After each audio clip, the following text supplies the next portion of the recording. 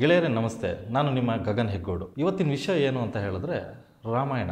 ಈ ರಾಮಾಯಣ ಅನ್ನೋ ಪದ ಕೇಳಿದಾಗಲೇ ಮೈ ಒಂಥರ ರೋಮಾಂಚನಗೊಳ್ಳುತ್ತೆ. ಯಾಕೆ ಅಂತ ಹೇಳಿದ್ರೆ ಆ ಪದದಲ್ಲಿರೋ ಶಕ್ತಿ ಅಂತದ್ದು. ಆ ಪದ ಕೇಳಿದಾಗ ಯಾರೇ ವ್ಯಕ್ತಿಯಾಗಿದ್ರು ಕೂಡ ಒಂದ್ಸಲ ತಿರುಗಿ ನೋಡ್ತಾರೆ. ಇವತ್ತಾಗಿರೋ ಘಟನೆ ಕೂಡ ಹಾಗೇನೆ. ಕೇವಲ 3 ನಿಮಿಷದ ಒಂದು ಟ್ರೈಲರ್ ಇಡೀ ವಿಶ್ವವನ್ನ ಆ ಟ್ರೈಲರ್ ಕಡೆ ಮುಖ ಮಾಡೋ ಥರ ಮಾಡಿದೆ. ಸಾಮಾಜಿಕ ಜಾಲತಾಣದಲ್ಲಿ ಫುಲ್ ಅದ್ರ ಬಗ್ಗೆನೇ ಚರ್ಚೆಗಳು ನಡೀತಾ ಇದೆ. ಯಾಕೆ ಅಂತ ಹೇಳಿದ್ರೆ ಆ ಸಿನಿಮಾ ಹಾಗಿದೆ. ಎಷ್ಟೋ ವರ್ಷಗಳಿಂದ ನಡ್ಕೊಂಡು ಬಂದಿರುವಂಥ ಸಿನಿಮಾ ಅದು. ಅಂದರೆ ಇನ್ನೂ ಕೂಡ ಪ್ರೊಸೆಸಿಂಗಲ್ಲೇ ಇದೆ, ಇನ್ನೂ ಕೂಡ ಕಂಪ್ಲೀಟ್ ಆಗಿಲ್ಲ. ಬಟ್ ಆದರೆ ಸಿನಿಮಾ ತಂಡೋದವರು ಅದನ್ನ ಡೇಟ್ನ ರಿಲೀಸ್ ಮಾಡಿದ್ದಾರೆ. ಟ್ರೈಲರ್ನ ಬಿಟ್ಬಿಟ್ಟು ನಾವು ಯಾವಾಗ ಸಿನಿಮಾನ ರಿಲೀಸ್ ಮಾಡ್ತೀವಿ ಅಂತ ಹೇಳ್ಬಿಟ್ಟು ಇದೇ ದೀಪಾವಳಿ ಬರುವಂಥ 2026ರ ದೀಪಾವಳಿಗೆ. ಜಸ್ಟ್ ಇದು ಟ್ರೈಲರ್ ಅಷ್ಟೇ. ಬಟ್ ಸಿನಿಮಾ ತಂಡ ಆಲ್ರೆಡಿ ಸಿನಿಮಾನ ರಿಲೀಸ್ ಮಾಡೋ ಡೇಟ್ ಕೂಡ ಅನೌನ್ಸ್ ಮಾಡಿದೆ. 2026 ದೀಪಾವಳಿಗೆ ನಾವು ಮಾಡ್ತೀವಿ ಅಂತ ಹೇಳ್ಬಿಟ್ಟು. ಸೊ ಅಂದರೆ ಇನ್ನೂ 1 ವರ್ಷ ಟೈಮ್ ಇದೆ. ಆಗಲೇ ಅಷ್ಟೊಂದು ಕ್ರೇಜ್ನ ಇದು ಹುಟ್ಟಾಕಿದೆ ಅಂತೇಳಿ ಹೇಳ್ಬೋದು. ಆ 3 ನಿಮಿಷ ಇದೆಯಲ್ಲ, ಅದೊಂದು ಮಹಾಕಾವ್ಯ ಅಂತಲೇ ಹೇಳ್ಬೋದು. ಯಾಕೆ ಅಂತ ಹೇಳಿದ್ರೆ ಅದು ದೃಶ್ಯ ವೈಭವ ಆ ಥರ ಇದೆ. ಎಷ್ಟು ನೋಡಿದ್ರು ಕೂಡ ಇನ್ನೂ ನೋಡಬೇಕು ಅಂತ ಅದು ಕೆಲವೊಂದು ಪಾಯಿಂಟ್ಸ್ಗಳನ್ನ ನಾವು ಅಬ್ಸರ್ವ್ ಮಾಡ್ತಾ ಹೋಗಬೇಕಾಗುತ್ತೆ. ಹಾಗೆ ಈ ಸಿನಿಮಾನ ಯಾಕೆ ಮಾಡಿದ್ರು, ಹಾಗೆ ಈ ಸಿನಿಮಾನ ಯಾರ್ಯಾರು ಮಾಡ್ತಾ ಇದ್ದಾರೆ, ಇದರ ಮುಖ್ಯ ಪಾತ್ರಗಳು ಯಾರ್ಯಾರು, ಇದ್ರ ಉದ್ದೇಶ ಏನು ಅಂತ ನೋಡೋಣ. ಇದು ಭಾರತದ ಬಹು ನಿರೀಕ್ಷಿತ ಸಿನಿಮಾ ಆಗಿದೆ ಮತ್ತು ಭಾರತೀಯ ಪೌರಾಣಿಕ ಸಿನಿಮಾ. ಯಾಕೆಂತ ಹೇಳಿದ್ರೆ ಒಂದು ಪೌರಾಣಿಕ ಸಿನಿಮಾ ಮಾಡೋದು ಅಷ್ಟು ಈಸಿ ಆಗಿರುವಂಥದ್ದಲ್ಲ. ಯಾಕೆಂತ ಹೇಳಿದ್ರೆ ಮಿಲೇನಿಯಲ್ ವರ್ಷಗಳ ಹಿಂದಿಂದ ಕಥೆನ ತಗೊಂಡ್ಬಂದ್ಬಿಟ್ಟು ಇವತ್ತು ಮಾಡಬೇಕು ಅಂತ ಹೇಳಿದ್ರೆ ಅದರಲ್ಲಿ ಎಲ್ಲೂ ಕೂಡ ಒಂದು ಧರ್ಮಕ್ಕಾಗಲಿ ಇನ್ಯಾವುದೇ ರೀತಿ ಸಮಾಜಕ್ಕಾಗಲಿ ಒಂದು ತಪ್ಪು ಸಂದೇಶ ಹೋಗಬಾರ್ದು. ಸೊ ಅದನ್ನೆಲ್ಲ ಇಟ್ಕೊಂಡು ಇವರು ಒಂದು ಸಿನಿಮಾ ಮಾಡ್ತಾ ಇದ್ದಾರೆ ಅಂತ ಹೇಳ್ಬಿಟ್ಟು ನಾವೆಲ್ಲ ಅಂದ್ಕೊಂಡಿದ್ದೀವಿ. ಯಾಕೆ ಅಂತ ಹೇಳಿದ್ರೆ ಆ ಟ್ರೈಲರ್ನ ನೋಡಿದಾಗ ಕೂಡ ಅದೇ ರೀತಿಯ ದೃಶ್ಯಗಳು ನಮಗೆ ಕಣ್ಣಿಗೆ ಕಾಣಿಸ್ತಾ ಇದ್ದಾವೆ. ಹಾಗೆ ಇದರಲ್ಲಿ ಕತೆ ಇರ್ಬೋದು, ತಾಂತ್ರಿಕತೆ ಇರ್ಬೋದು, ನಟನೆ ಇರ್ಬೋದು, ಮತ್ತು ನಿರ್ಮಾಣ ಹಂತ ಆಗಿರ್ಬೋದು, ಇವೆಲ್ಲವನ್ನು ನೋಡ್ತಾ ಹೋದರೆ ಇದೊಂದು ಅದ್ಭುತ ಅಂತಲೇ ಹೇಳ್ಬೋದು. ಯಾಕಂದರೆ ಸಿನಿಮಾ ಅನ್ನೋದು ಒಂದು ಅದ್ಭುತ. ಆ ಅದ್ಭುತನ ಸೃಷ್ಟಿ ಮಾಡಬೇಕಂದ್ರೆ ಎಲ್ಲರಿಂದ ಸಾಧ್ಯ ಆಗೋದಿಲ್ಲ. ಆ ಸಿನಿಮಾ ಜಗತ್ತಿನಲ್ಲಿ ಮುಳುಗಿದವರಿಗೆ ಮತ್ತು ನಡೆದವರಿಗೆ ಮಾತ್ರ ಗೊತ್ತಿರುತ್ತೆ ಆ ಸಿನಿಮಾನ ಹೇಗೆ ಮಾಡಬೇಕು ಅನ್ನೋದು. ಕತೆ ಹೆಸರು ರಾಮಾಯಣ. ರಾಮಾಯಣ ಅಂತ ತಕ್ಷಣ ನಮ್ಮ ತಲೆಯಲ್ಲಿ ಬರುವಂಥದ್ದು ಒಂದು ಮಹಾಗ್ರಂಥ. ಆ ಮಹಾಗ್ರಂಥನ ಒಂದು ಸಿನಿಮಾ ಮಾಡಬೇಕು. ಕೇವಲ 2.5 ರಿಂದ 3 ಗಂಟೆ ಒಳಗೆ ಒಂದು ಮಹಾಗ್ರಂಥನ ಕೂರಿಸ್ಬೇಕಂದ್ರೆ ಇದು ಕೂಡ ಒಂದು ವಿಶಿಷ್ಟತೆನೇ ಆಗಿರುತ್ತೆ ಅಲ್ವಾ. ಸೊ ಹಾಗೇನೆ ರಾಮಾಯಣ ಅಂದ ತಕ್ಷಣ ಎಲ್ಲರಿಗೂ ಕೂಡ ಗೊತ್ತಿರುತ್ತೆ. ಹಾಗೆ ಈ ಸಿನಿಮಾ ನಿರ್ದೇಶಕರು ಬಂದ್ಬಿಟ್ಟು ನಿತೇಶ್ ತಿವಾರಿ ಅಂತ ಹೇಳಿ.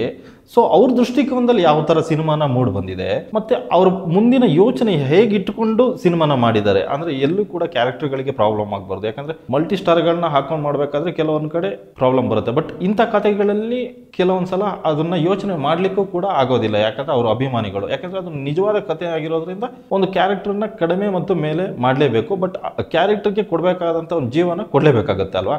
ಹಾಗೆಯೇ ಆ ಟ್ರೈಲರ್ನ ನೋಡಿದಾಗ ಎಲ್ಲೂ ಕೂಡ ಹಾಗೆ ಅನಿಸೋದಿಲ್ಲ. ಮತ್ತು ಇದರಲ್ಲಿ ಪಾತ್ರಗಳು, ಈ ಪಾತ್ರಗಳನ್ನ ನೋಡ್ತಾ ಹೋದರೆ ಯಾರ್ಯಾರು ಮಲ್ಟಿ ಸ್ಟಾರ್ಗಳಿದ್ದಾರೆ, ಈ ಪಾತ್ರಗಳ ವಿಶೇಷತೆ ಏನು ಅಂತ ನೋಡೋದಾದ್ರೆ ನಮಗೆ ರಾಮಾಯಣ ಅಂದ ತಕ್ಷಣ ನೆನಪಿಗೆ ಬರೋದೇ ರಾಮ ಅಂತ ಹೇಳಿದ್ರೆ ಧರ್ಮ. ಹಾಗೆ ಆ ಇನ್ನೊಂದು ಮುಖ್ಯ ಪಾತ್ರ ಬರುತ್ತೆ. ಅದು ಯಾವುದು ಅಂತ ಹೇಳಿದ್ರೆ ಖಳನಾಯಕ ಅಂತ ಹೇಳಿದ್ರೆ ರಾವಣ. ಆ ರಾವಣ ಅನ್ನೋ ಪಾತ್ರ ಅನ್ನೋದು ಅಷ್ಟು ಇಂಪಾರ್ಟೆಂಟ್. ಯಾಕೆ ಅಂತ ಹೇಳಿದ್ರೆ ಒಂದು ಸಿನಿಮಾದಲ್ಲಿ ಒಬ್ಬ ವಿಲನ್ ಇದ್ರೇ ಒಂದು ಕತೆ ನಡೆಯೋದು. ಹಾಗೆ ರಾಮಾಯಣದಲ್ಲಿ ಕೂಡ ರಾವಣ ಇರಲಿಲ್ಲ ಅಂತ ಹೇಳಿದ್ರು ಕೂಡ ಕತೆ ನಡೀತಿತ್ತೋ ಇಲ್ಲೋ ಏನೋ ಗೊತ್ತಿಲ್ಲ. ಎಲ್ಲ ಪಾತ್ರಗಳು ಕೂಡ ರಾಮಾಯಣದಲ್ಲಿ ಮುಖ್ಯ ಪಾತ್ರವನ್ನು ವಹಿಸ್ಕೊತವೆ, ರಾಮನು ಮತ್ತು ರಾವಣನು ಕೂಡ. ಯಾಕಂತ ಹೇಳಿದ್ರೆ 2 ವ್ಯಕ್ತಿತ್ವಗಳು ತುಂಬ ವಿರುದ್ಧವಾದಂಥದ್ದು. ಸೊ ಅವೆರಡೂ ಕೂಡ ಇದ್ದಾಗ ರಾಮಾಯಣ ಆಗುತ್ತೆ ಅಂತ ಹೇಳಿದ್ರೆ ನಮ್ಮ ಜೀವನಕ್ಕೆ ಒಂದು ಸಂದೇಶ. ನೀನು ಯಾವ ಮಾರ್ಗದಲ್ಲಿ ಹೋಗ್ತೀಯ ಅನ್ನೋದು ಕೂಡ ಒಂದು ರಾಮಾಯಣ ಅನ್ನೋದು ಸಂದೇಶ. ನೀನು ಒಳ್ಳೆ ಮಾರ್ಗದಲ್ಲಿ ಹೋಗೋದಾದರೆ ರಾಮ ಆಗ್ತೀಯ, ಕೆಟ್ಟ ಮಾರ್ಗದಲ್ಲಿ ಹೋಗೋದಾದರೆ ರಾವಣ ಆಗ್ತೀಯ. ಹಾಗೆಯೇ ಇಲ್ಲಿ ನೋಡ್ತಾ ಹೋಗೋದಾದರೆ ಇನ್ನು ಸೀತೆ ಪಾತ್ರ. ಈ ಸೀತೆ ಪಾತ್ರನ ಸಾಯಿ ಪಲ್ಲವಿ ಅವರು ಮಾಡಿದ್ದಾರೆ. ಅವ್ರು ಬಿಡಿ ನ್ಯಾಚುರಲ್ ಬ್ಯೂಟಿ ಅಂತಲೇ ಹೇಳ್ಬೋದು. ಮತ್ತು ರಾಮನ ಪಾತ್ರವನ್ನು ರಣಬೀರ್ ಕಪೂರ್ ಮಾಡಿದ್ದಾರೆ. ಅವರು ಕೂಡ ನೆಕ್ಸ್ಟ್ ಲೆವೆಲ್ ಆಕ್ಟರ್. ಆ್ಯಕ್ಟಿಂಗ್ ಬಗ್ಗೆ ಇಲ್ಲಿ ಯಾರು ಕೂಡ ಯಾರ ಬಗ್ಗೆನೂ ಮಾತಾಡ್ಲಿಕ್ಕೆ ಆಗೋದಿಲ್ಲ. ಹಾಗೆಯೇ ನೆಕ್ಸ್ಟ್ ಇಂಪಾರ್ಟೆಂಟ್ ಪಾತ್ರ ಯಾರು ಅಂತ ಹೇಳಿದ್ರೆ ರಾವಣ. ಅದು ಕೂಡ ಆ ಪಾತ್ರಕ್ಕೆ ತೂಕ ಇರುವ ವ್ಯಕ್ತಿನ ನಾವು ಹಾಕಬೇಕಾಗುತ್ತೆ. ಇಲ್ಲ ಅಂತ ಹೇಳಿದ್ರೆ ಆ ಪಾತ್ರದ ವ್ಯಾಲ್ಯೂ ಕಡಿಮೆ ಆಗುತ್ತೆ. ಹಾಗೆ ನೋಡೋದಾದ್ರೆ ಇಷ್ಟು ವರ್ಷದಿಂದ ಕಾಯ್ತಾ ಇದ್ದಿದ್ದು ಯಶ್. ಆ ಯಶ್ ಅನ್ನೋ ಪದ ಇದೆಯಲ್ಲ, ಆ ಹೆಸರಲ್ಲೇ ಒಂದು ತೂಕ ಇದೆ. ಯಾಕೆ ಅಂತ ಹೇಳಿದ್ರೆ KGF ಅಂತ ಒಂದು ಸಿನಿಮಾದಲ್ಲಿ ಅಷ್ಟು ತೂಕ ಇರುವಂತ ಒಂದು ಕ್ಯಾರೆಕ್ಟರ್ ಅದು ರಾಕಿ ಬಾಯ್. ಆ ರಾಕಿ ಬಾಯ್ ಸಿನಿಮಾಗೋಸ್ಕರನೇ ಇವತ್ತು ಎಷ್ಟೋ ಮಿಲಿಯನ್ಸ್ ವ್ಯೂಸ್ಗಳು ಕೂಡ ಓಡ್ತಾ ಇರೋದು ಆ ರಾಮಾಯಣ ಸಿನಿಮಾದಲ್ಲಿ.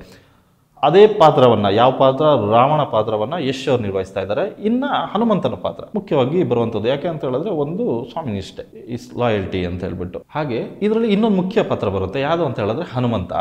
ಆ ಹನುಮಂತನ ಪಾತ್ರನ ಯಾರು ಮಾಡ್ತಾ ಇದ್ದಾರೆ ಅಂತ ಹೇಳಿದ್ರೆ ಸನ್ನಿ ಡಿಯೋಲ್ ಮಾಡ್ತಾ ಇದ್ದಾರೆ. ಆ ಪಾತ್ರ ಹೇಗೆ ಅಂತ ಹೇಳಿದ್ರೆ ಶಕ್ತಿ ಮತ್ತು ನಿಷ್ಠೆ ಅವೆರಡನ್ನೂ ಕೂಡ ಹನುಮಂತ ಅಂತ ತಕ್ಷಣದಲ್ಲಿ ಇನ್ನು ಆ ಟ್ರೈಲರ್ನ ನೋಡ್ತಾ ಹೋದ್ರೆ ಒಂದು ಅದ್ಭುತ ಕಣ್ಣೆದುರುಗಡೆ ತೆರಿತಾ ಇದೆ. ನಾವು ಎಷ್ಟೋ ವರ್ಷಗಳ ಹಿಂದೆ ಹೋಗಿದ್ದೀವಿ ಅಂತ ಹೇಳಿ ಅನಿಸ್ತಾ ಇದೆ. ಯಾಕೆ ಅಂತ ಹೇಳಿದ್ರೆ ಆ VFX ಅಷ್ಟು ನ್ಯಾಚುರಲ್ ಆಗಿ ಮೂಡ್ ಬಂದಿದೆ. ಎಲ್ಲೂ ಕೂಡ VFX ಅನ್ಸೋದಿಲ್ಲ, ಅಷ್ಟು ನ್ಯಾಚುರಲ್ ಆಗಿದೆ. ಆಮೇಲೆ ಹಾಗೆ ಇದು ನೋಡ್ತಾ ಹೋಗೋದಾದ್ರೆ ಇದು ಕೂಡ ರಾಷ್ಟ್ರೀಯ ಸಿನಿಮಾ ಅಲ್ಲ, ಅಂತಾರಾಷ್ಟ್ರೀಯ ಸಿನಿಮಾ ಅಂತೇಳಿ ಅಷ್ಟು ಲೆವೆಲ್ ಅಲ್ಲಿ VFX ನ ಮಾಡಿದ್ದಾರೆ. ಯಾಕೆ ಅಂತ ಹೇಳಿದ್ರೆ ಟೆಕ್ನಿಷಿಯನ್ ಅಂಡ್ ಟೆಕ್ನಾಲಜಿನ ಆ ತರ ಯೂಸ್ ಮಾಡ್ಕೊಂಡಿದ್ದಾರೆ. ಯಾಕೆ ಅಂತ ಹೇಳಿದ್ರೆ ಆ ಪ್ರತಿ ಒಂದು ಫ್ರೇಮ್ ಅಲ್ಲೂ ಕೂಡ ಅಷ್ಟೊಂದು ವೈಭವ ಕಾಣ್ತಾ ಇದೆ ಆ ಸಿನಿಮಾದಲ್ಲಿ. ಇನ್ ಥಿಯೇಟರ್ ಅಲ್ಲಿ ಇನ್ ಯಾವ ತರ ಇರಬಹುದು ಅಂತ ಹೇಳಿ ಕೂಡ ಇಮ್ಯಾಜಿನ್ ಕೂಡ ಮಾಡಕ್ ಆಗ್ತಾ ಇಲ್ಲ. ಇನ್ನ ಸಂಗೀತದ ಬಗ್ಗೆ ಹೇಳುವಾಗೆ ಇಲ್ಲ.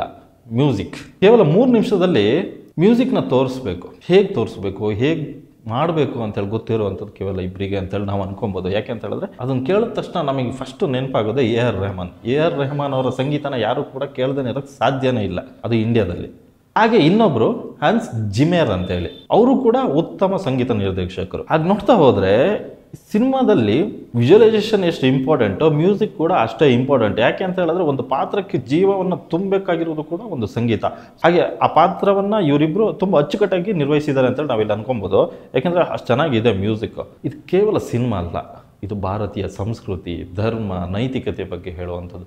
ಹಾಗೆ ನೋಡ್ತಾ ಹೋದ್ರೆ ರಾಮನ ಧರ್ಮಬದ್ಧತೆ, ಸೀತೆಯ ಶಕ್ತಿ, ಹನುಮಂತನ ಭಕ್ತಿಯ ಬಗ್ಗೆ ನೋಡ್ತಾ ಈ ಸಿನಿಮಾದಲ್ಲಿ ತೋರಿಸಿದ್ದಾರೆ ಅಂತ ಹೇಳ್ಬೋದು. ಈ ಟ್ರೈಲರ್ ನಾನು ನೋಡ್ತಾ ಹೋದ್ರೆ ಇದು ಒಂದು ಇಂಡಿಯಾದಲ್ಲಿ ದಂತಕತೆ ಹಾಕಿ ಉಳಿಬಹುದು ಅಂತೇಳಿ ಅನಿಸ್ತಾ ಇದೆ. ಯಾಕೆಂತ ಹೇಳಿದ್ರೆ ಆ ಥರ ನಿತೀಶ್ ತಿವಾರಿ ಅವರು ಒಂದು ಪ್ಲಾನಿಂಗ್ನ ಇಟ್ಕೊಂಡು ಸಿನಿಮಾನ ಮಾಡಿದ್ದಾರೆ ಅಂತೇಳಿ ಅನಿಸ್ತಾ ಇದೆ. ಯಾಕಂತ ಹೇಳಿದ್ರೆ ಎಲ್ಲೂ ಕೂಡ ಗ್ರಾಫಿಕ್ಸ್ ಇರ್ಬೋದು, VFX ಇರ್ಬೋದು ಮತ್ತು ಟೆಕ್ಸ್ಟ್ ವೈಸ್ಗಳು ಕೂಡ ನೋಡ್ತಾ ಹೋದಾದರೆ ಒಂದೊಂದು ಪದಗಳು ಒಂದೊಂದು ಫ್ರೇಮಲ್ಲೂ ಕೂಡ ಒಂದೊಂದು ಮೆಸೇಜನ್ನ ಆ ರಾಮಾಯಣನ ಕೇವಲ 2.5 ನಿಮಿಷದಲ್ಲಿ ತೋರಿಸಲಿಕ್ಕೆ ಹೊರಟಿದ್ದಾರೆ ಅಂತ ಹೇಳ್ಬೋದು.